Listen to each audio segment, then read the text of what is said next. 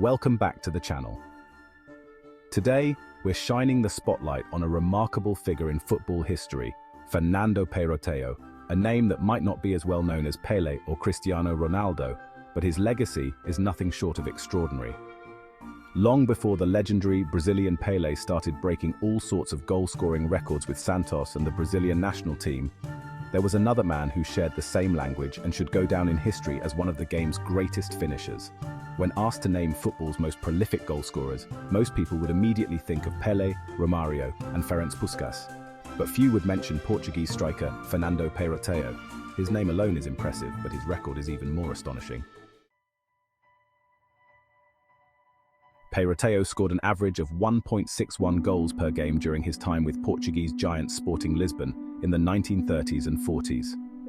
Born on March 10, 1919, in Portuguese Angola, Fernando Baptista de Seixas Peyroteo de Vasconcelos joined Sporting Lisbon in 1937. After scoring twice on his debut against Benfica in a 5-3 victory, he went on to net an incredible 50 goals in just 30 games in his debut season with the club. Breaking news. Sporting finished third in the Experimental League, just a point behind champions Benfica and second-placed Porto. That season, Sporting got some revenge by lifting the Portuguese Cup after defeating Benfica 3-1.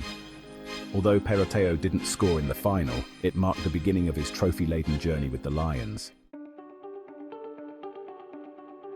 The next silverware for Peyroteo and Sporting didn't come until the 1940-41 season, when they claimed the double, breaking the dominance of Benfica and Porto.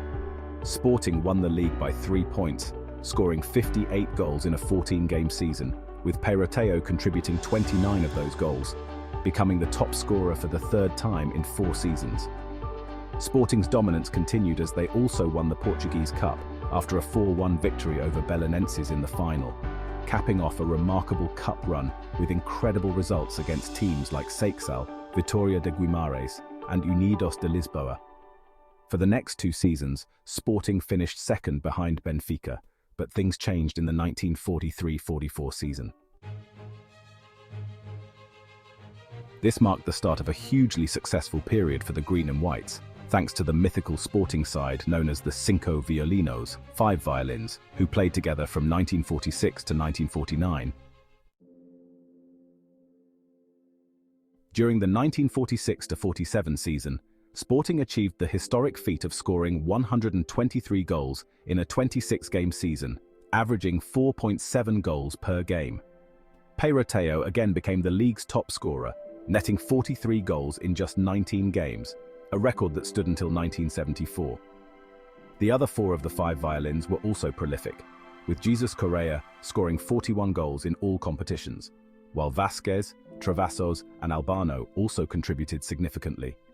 Peyroteo ended that season with 47 goals in 23 games, averaging an incredible 2.04 goals per game. Sporting went on to win the double again in the following season and clinched the league championship 1948-49, their third in a row, with Peyroteo scoring 39 league goals. Shortly after this triumph, Peyroteo announced his retirement at just 31 years old and returned to his native Angola. But even without their Angolan goal machine, Sporting's domestic dominance continued, winning the league in the early 1950s.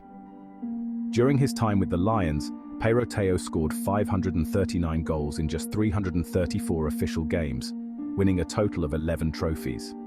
His incredible scoring included 9 goals in a single game against Lica FC in a 14-0 win in 1942, and 8 goals against Boa Vista in 1948. He also made his mark on the international stage, scoring 14 in 20 games for the Portuguese national team, a relatively short career compared to his domestic success. After a brief stint as Portugal manager in the 1961-62 season, during which he gave Eusebio his national team debut, Peyroteo was relieved of his position.